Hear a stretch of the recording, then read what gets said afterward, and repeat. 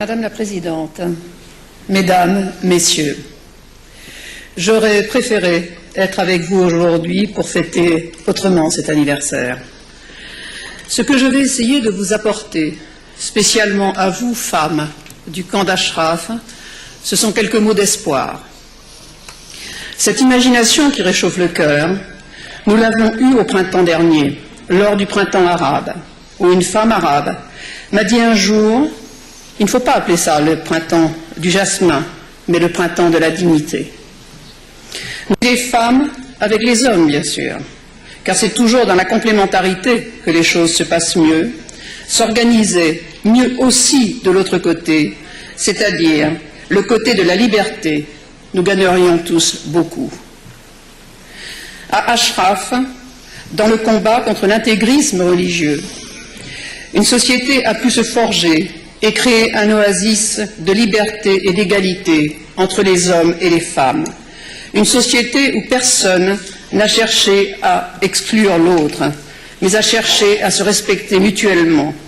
Une société égalitaire dans sa diversité, qui reconnaît l'importance de la gestion des affaires par les femmes.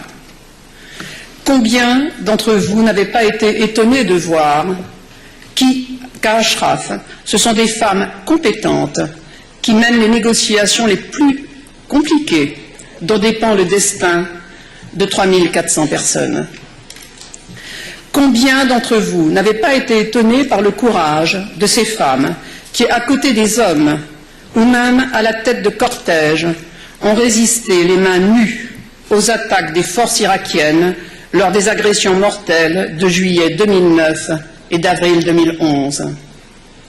Jusqu'à présent, le régime iranien n'a pas réussi à venir au bout de ces femmes et de ces hommes si décidés à réaliser leur projet d'une société juste, libre, pluraliste et laïque.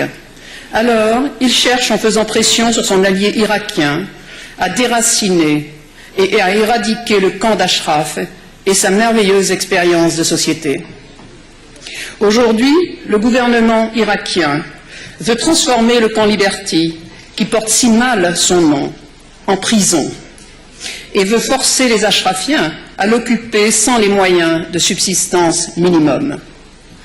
Il n'est pas acceptable qu'avec un mur de 4 mètres de haut, avec l'interdiction de sortir du camp, avec des stations de police à l'intérieur de ce camp, une présence de plusieurs dizaines de policiers, dans un espace restreint où vivent près d'1 millier de femmes, je disais, il n'est pas acceptable de laisser faire cela. Car lors des précédentes attaques de la population d'Ashraf, les forces de police irakiennes ont fortement été infiltrées par des agents iraniens qui ont insulté, menacé et agressé des femmes. Rappelons que le 8 avril dernier, 8 femmes ont été assassinées. Je voudrais donc insister particulièrement aujourd'hui sur le fait qu'il est inacceptable de tolérer des policiers irakiens en armes à l'intérieur de ce camp. Sinon, les habitants sont en droit de refuser de s'installer à Liberty.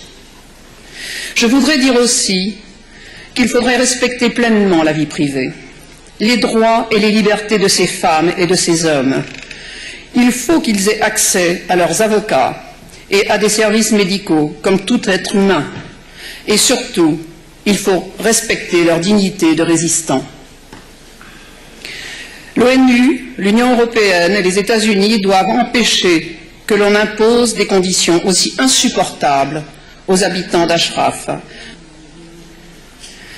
J'ai commencé mon intervention par quelques mots de la vie, et maintenant je voudrais finir par transmettre ce message, particulièrement aux femmes du camp d'Ashraf, courageuses, qui sont une source d'inspiration pour les femmes iraniennes, mais aussi pour toutes les femmes de la région, qui sont solidaires avec vous.